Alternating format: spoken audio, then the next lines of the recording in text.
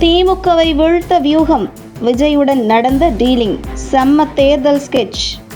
சட்டசபை தேர்தலில் குறிப்பிட்ட ஒரு சில தொகுதிகளில் வேட்பாளரை பொறுத்துதான் வெற்றி தோல்வி நிர்ணயம் செய்யப்படும். ஒரு தொகுதியில் மும்முனை போட்டியாக மாறுவதும் 2 முனை போட்டியாக மாறுவதும் அந்த தொகுதியில் போட்டியிடும் வேட்பாளரை பொறுத்தே அமையும். வலுவான வேட்பாளர் கூட மும்முனை போட்டி மூலம் தோல்வியை தழுவிய வரலாறு உண்டு.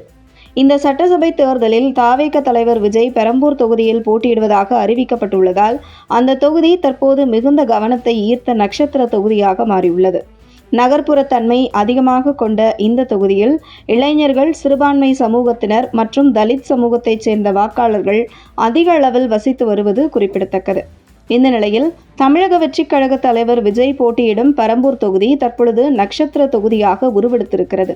இதில் பெரம்பூர் சட்டமன்ற தொகுதியில் திமுக சார்பில் தற்போதைய எம்எல்ஏ ஆர்.டி. சேகர் மீண்டும் போட்டியிடுகிறார். இதற்கிடையில் அதிமுக இந்த தொகுதியை கூட்டணி கட்சியான பாமகவுக்கு ஒதுக்கி இருக்கிறது. இந்த தொகுதியில் பாமக சார்பில் அக்கட்சியின் பொருளாளர் திலகபாமா வலுவான வேட்பாளராக களமிறக்கப்படுகிறார். குறிப்பாக தலித் சமூகம் அதிகம் இருக்கும் தொகுதியில் பாமகவுக்கான வெற்றி வாய்ப்பு என்பது மிக குறைவு. இப்படி ஒரு சூழலில் தலித் சமூக வாக்காளர்கள் அதிகம் உள்ள தொகுதி பெரம்பூர் என்பதையும் அறிந்திருந்தும் அதிமுக இந்த தொகுதியை பாமகவுக்கு வழங்கியிருப்பது குறித்து அரசியல் வட்டாரங்களில் அதிமுக தவேக இடையே மறைமுக ஒப்பந்தம் இருக்கலாம் என்ற விமர்சனம் எழுந்து வருகிறது.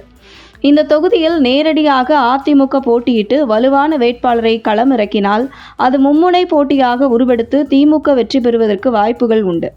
இதே திமுக விஜய் என இருமுனை போட்டி என்பதால் விஜய் திமுகவை எளிதாக வீழ்த்தி வெற்றி பெற்று வருவார் என்றும், ஆகையால் பெரம்பூர் தொகுதியில் விஜய் வெற்றிக்காக என்பதை விட திமுகவை இந்த தொகுதியில் வீழ்த்த வேண்டும், அது நம்ம வீழ்த்தினால் என்ன, விஜய் வீழ்த்தினால் என்ன என்கிற முடிவுக்கு வந்ததன் காரணமாகத்தான் பாமகவுக்கு இந்த தொகுதியை ஒதுக்கி அதுவும் டம்மி வேட்பாளரான திலகபாமா போட்டியிட வைக்கப்பட்டுள்ளார் என கூறப்படுகிறது.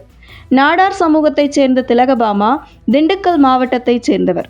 ஆரம்பத்தில் விருதுநகர் அல்லது சிவகாசி தொகுதியில் போட்டியிட முயற்சி செய்ததாக கூறப்பட்டாலும் பெரம்பூரில் களமிறக்கப்பட்டுள்ளார் திலகபாமா.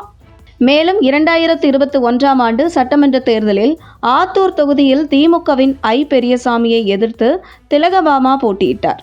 அந்த தேர்தலில் ஐ. பெரியசாமி சுமார் 1.54 லட்சம் வாக்குகள் வித்தியாசத்தில் வெற்றி பெற்றார்.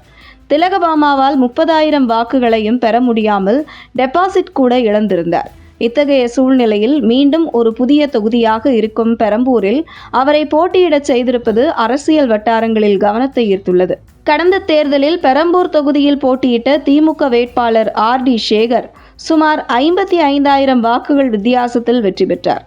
அதிமுக சார்பில் போட்டியிட்ட தனபாலன் சுமார் 50,000 வாக்குகள் பெற்றிருந்தார் என்பது குறிப்பிடத்தக்கது.